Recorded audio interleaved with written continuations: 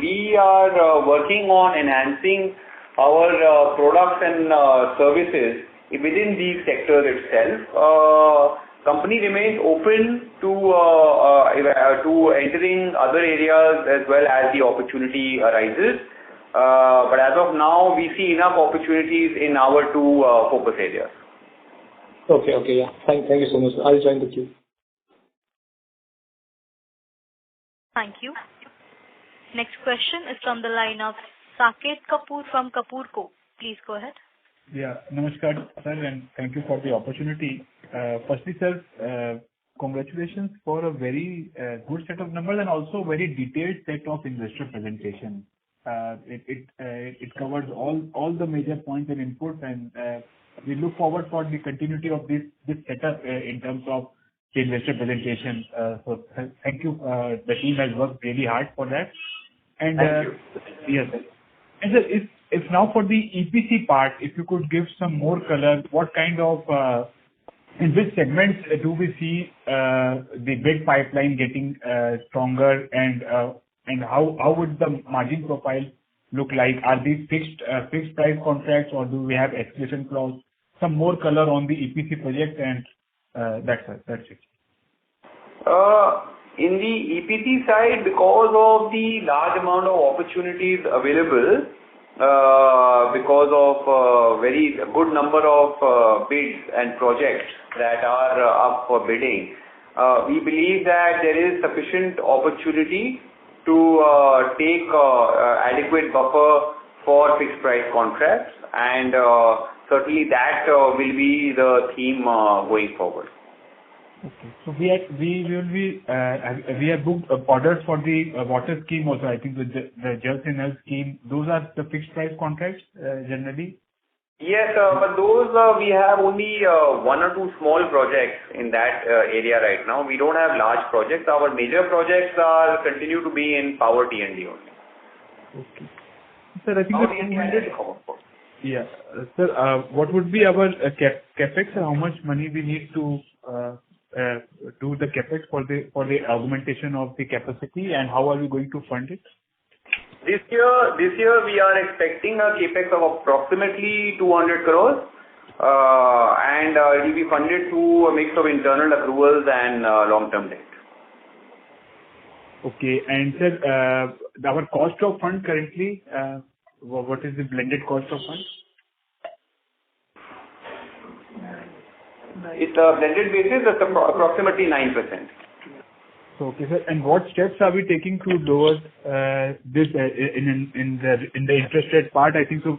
We are in a high interest rate scenario, and we are also pursuing capex in order to take advantage of the growth in the system. So, how are we going to manage the impact of higher interest rates on the finance cost? Because the absolute number and yeah, please. Yeah. I think it's a good question. So I think as you would have seen that finance cost has come down from earlier 5% plus to now 4.6, 4.7%. We see further opportunity for this to reduce as our company's performance gets better. You would have also seen that our net working capital days has gone down. Our inventory cycle has improved significantly this year. So I think operational efficiency will play a certain role in lowering our finance cost, and also as the company's performance improves, we are certainly quite hopeful of credit rating upgrade from the credit rating agencies in the coming months.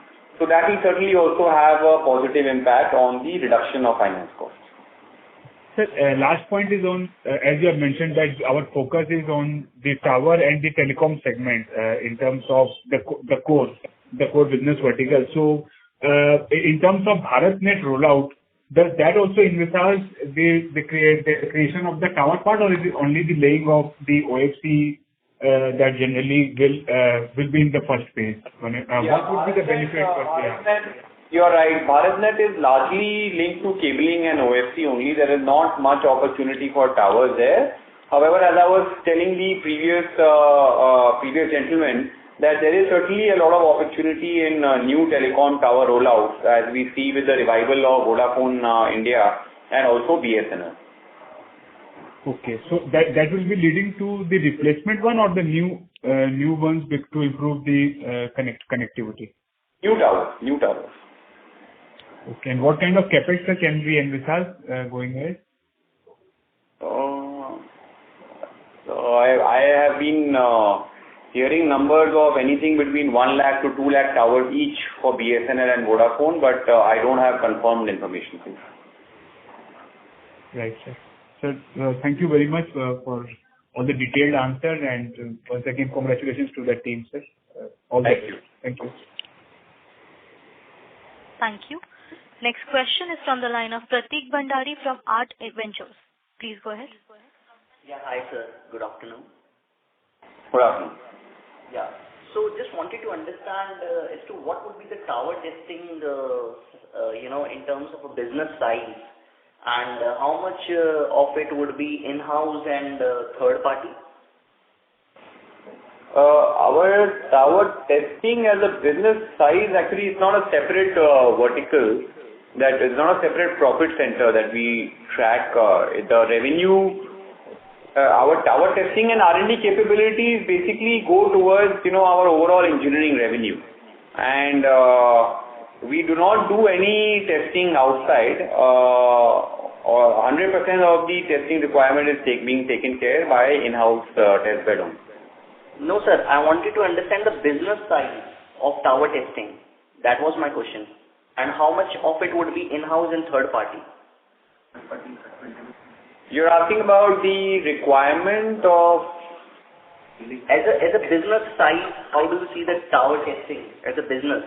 What would be the scale, quantum? It's about 40 to 50 crores. 40 to 50 crores? Yes. And how much of it would be in-house and third party? It's 100% in-house. 100% in-house. Okay, thanks a lot.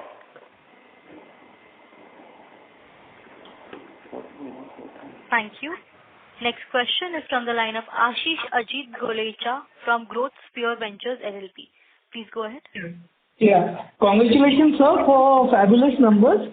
So my two questions were, first question was, how the transmission business pipeline looks like for the developed markets, considering US and also with respect to Middle East countries where our focus has been, as you mentioned in the last concall? And the second question is, with respect to PVC pipes business, are we in future basically working towards double-digit margins? And what would be the impact of high metal costs, sir?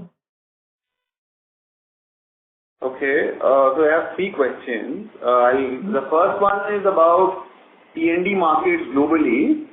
So, recently there was an interesting statement by Mr. Sultan Al Jaber, who is the president of COP28, and he had given an indication that by 2030 itself, the investment in either outdated or non-existent transmission grades will need to be about $6 trillion globally.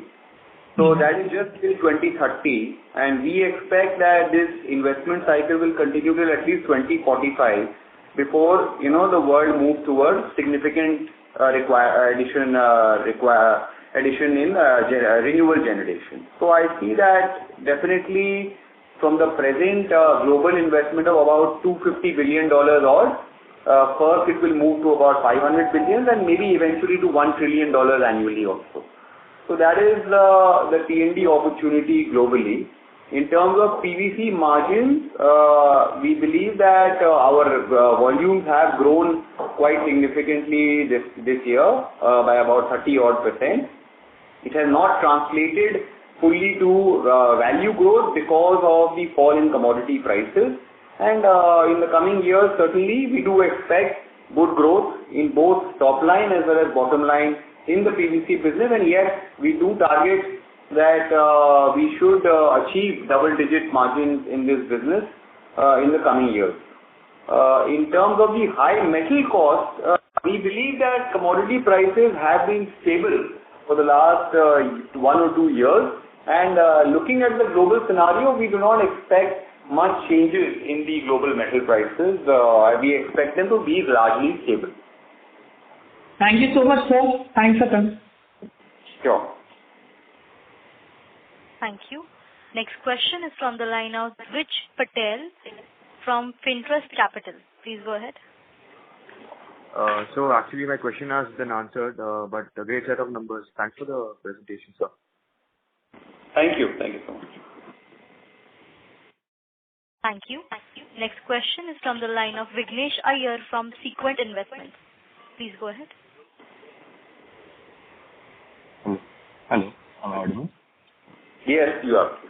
Yeah. Thank you for the opportunity, sir, and congratulations on great set of number. My question is, could you show some color on your bid book when it comes to what is the proportion between the T&D, non-T&D, or if there is a sector concentration, like most of the bid book is from the telecom, anything like this? If you could just share some numbers on from your side. Our bidding pipeline largely constitutes of T&D opportunities only. In telecom, the bidding tends to be for very short term or tends to be for more, rate contract based orders. So we don't really carry a large order book. We don't really carry a large bidding pipeline in the telecom segment, except for BSNL type contracts. And your second question was? Yeah, that only. I mean, I just wanted to understand if something like, let's say, BSNL has decided to put up X number of towers, and that is quite large considering they have not done much in the past few years. So what would that order bid book, what would that telecom order set reflect in your bid book? Would it be around 20-30% of the total bid book that you have today in domestic? So in telecom, our total bid book for non-T&D would be less than 10%. Okay. 90% of our be for T&D only. Okay. All right. Got it. Also, sir, if I could understand on the tax rate side of it, we are around 33-34%. If I'm not wrong, it is due to impact of the MAT credits. Are we moving towards a 25% tax rate from next year, or would it be on the similar lines only? Yes, we are going to move from the new financial year. We are moving to the lower tax rate. Okay, all right. Got it. That's all from my side. Thank you. Thank you.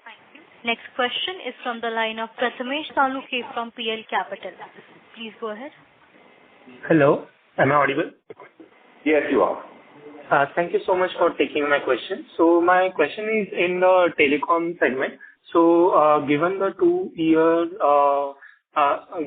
2-year visibility in this segment, just wanted to know what is our current market share and what could be our peak market share in the coming 2 years.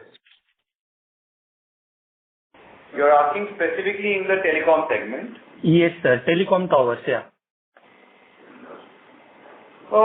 In telecom towers, I believe that we are a market leader and we would have minimum 15 to 20% market share presently. Okay, and is it really possible to give the market share for other segments as well?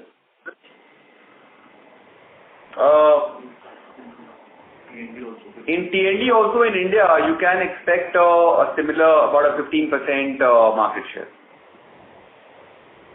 Okay, and PVC polymer piping? So that is much smaller. We would be not more than 1 or 2% perhaps. Okay, got it. Yes. Thank you so much, sir. Thank you for taking my question and congratulations on the call. Thank you. Yes. Thank you. Next question is from the line of Gunjan Kabra from Niveshaay. Please go ahead. Hi, congratulations. Hello. Yes, ma'am, please continue. Yeah. Hi, congratulations for the good set of numbers. First question is that you just mentioned that so your order win rate is in certain regions is around 50%, whereas in certain regions it's pretty less. So what are the industry dynamics that actually determine our order win percentage, why in certain regions it's high, in certain regions it's low? If you can explain how the bidding tender works. And secondly, in that only, wanted to understand how many typically how many players are there when we actually bid for some orders. So how many players are there in the when we are bidding it? Right. So, as I was mentioning, there's no set ratio of the winnability because it really depends on market to market, and within the same market also, certain projects could see a higher participation from bidders. Like for example, in the TBCB projects, in the high voltage category, we typically see competition from 5 or 6 other serious players in India. So, when we are talking about global markets where we are, bidding as a tower supplier, there we see competition from about, again, similar number, about 5 or 6 players. So, the win ratio, it can really vary, as I answered earlier, between 15% to 50%, and there's no real set formula. It will be a combination of the competition as well as the buyer's inclination, whether in certain foreign markets there could be certain tax advantages that certain other foreign countries have. It could be or maybe about product approvals, etc., and just maybe about the engineering and design testing also. Maybe the other bidders would have participated in the engineering activities for previous projects. So it really is a combination of various factors, man. So it is not just the cost measure that determines, because I think if we are vertically integrated and we have certain cost advantages, or we don't have any advantages as such. Well, we do certainly have cost advantages. Skipper is the most integrated T&D player in the world because we are the only company to have full end-to-end integration for transmission towers and poles. We certainly have cost advantages, but then cost may not be the only criteria for decision making in a lot of markets. Okay. And secondly, I wanted to understand that if somebody is, if a EPC project is for, the project size is suppose 2,000 crores in the transmission segment, then how much cost is incurred on towers in that 2,000 crores? If you can give a rough idea on how much is spent on towers.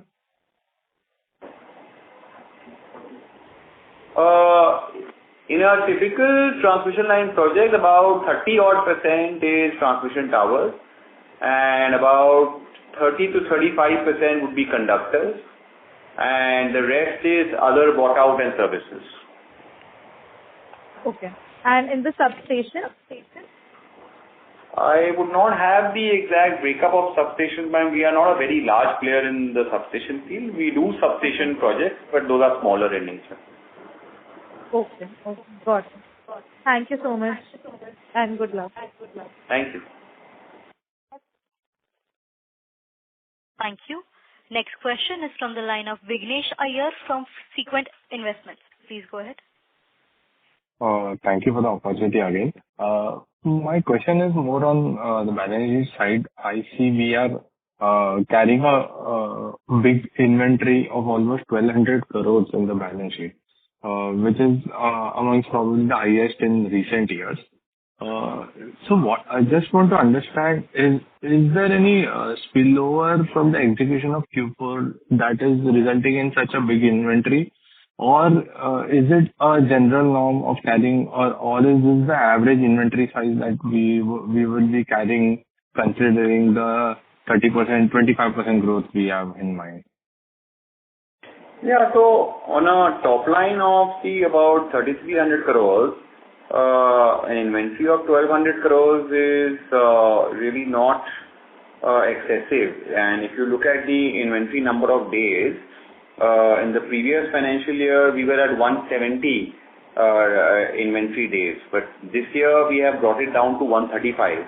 So there has been improvement. There is further opportunity with optimization in working capital to bring the inventory number of days further, and we look forward to that in the coming years.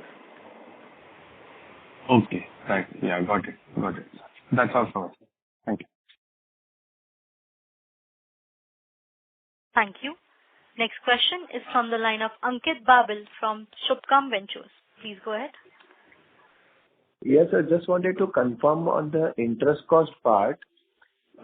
You mentioned that you are targeting some 4.5% interest cost as a percentage of sales. So once you do a 5,000 crore revenue, maybe in a couple of years, your interest cost would be in the range of somewhere around 220 crores. So would the interest cost be that high once you do a 5,200 crores of revenue, maybe in FY26? 4 to 4.5 just for this financial year.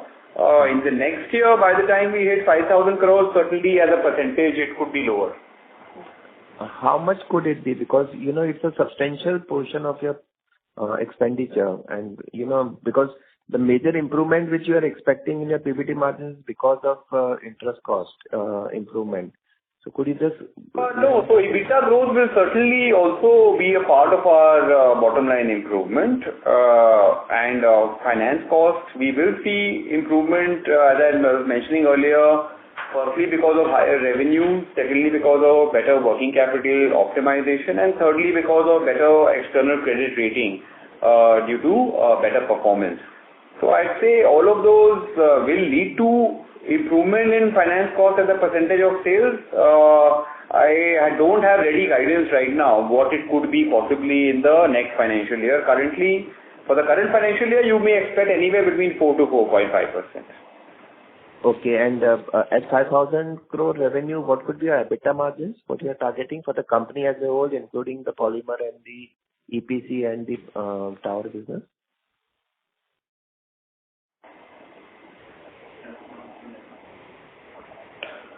I would say that about 10.5%. 10.5%. Okay. That's it. Thank you so much. Thank you. Next question is from the line of Dhruv Agarwal, an individual investor. Please go ahead. Mr. Dhruv, please go ahead with your question. Yeah. I'm audible. Yes, sir. Yes, please. Yeah. So, sir, what is the capacity utilization in the polymer division stands right now, and what can be the peak utilization that we can achieve? The utilization is about 55% in the polymer business, and at the peak, certainly we can possibly go up to 90%. And by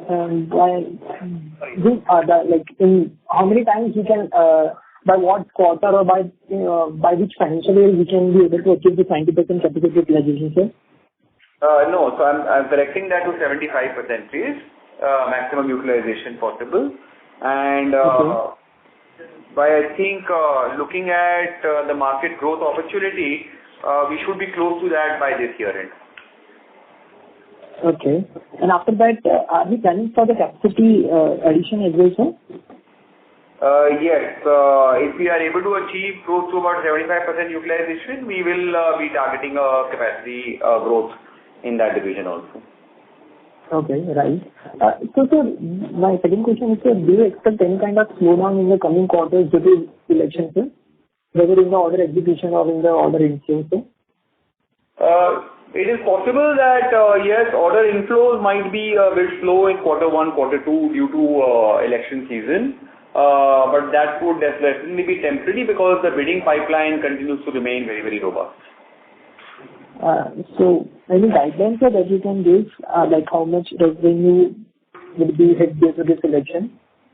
No, it's very difficult for me to put a number on that. Overall, in the year, we are quite bullish on a very good order inflow, and I'd like to maintain that only. How much quarter 1, quarter 2 is going to be affected, I don't want to really put a number on that.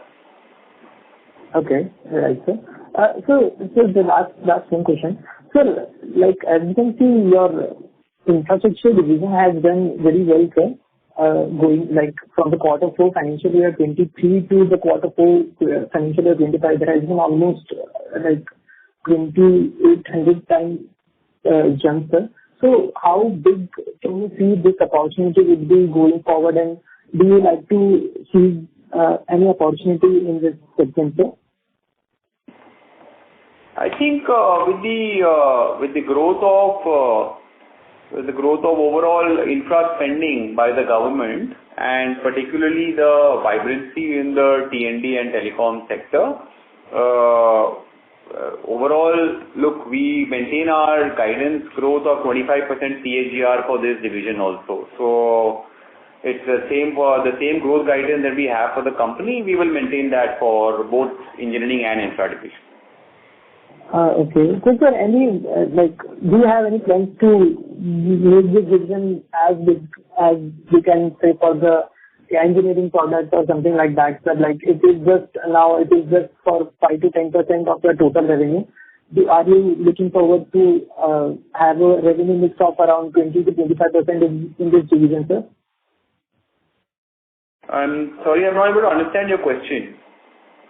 Sir, currently, right now, from the infrastructure projects, the revenue mix is around 10 to 15%, around 10%, sir, in the overall revenue.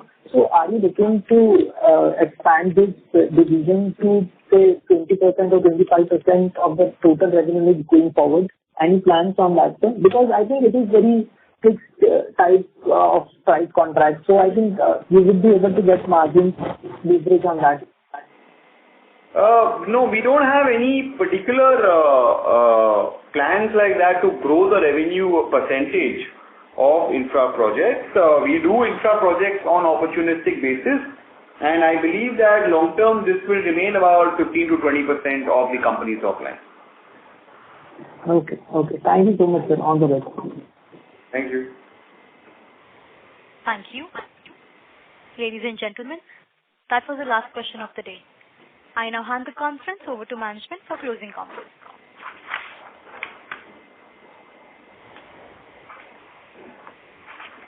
Yes. Thank you, everyone. We anticipate revenue growth in excess of 25% CAGR for the next 2 financial years, driven by pending engineering contracts and strong performance in the polymer segment. Our focus will remain on improving bottom line profitability, stabilizing operating cash flows, and reducing debt to enhance the company's margin profile and strengthen its balance sheet position and capital return ratio. Kiffer's commitment to sustainable business practices will continue to contribute meaningfully to national and global infrastructure goals. We appreciate your continued support and look forward to delivering value to our stakeholders. Thank you. Thank you. On behalf of Ambit Capital, that concludes this conference. Thank you for joining us, and you may now disconnect your lines.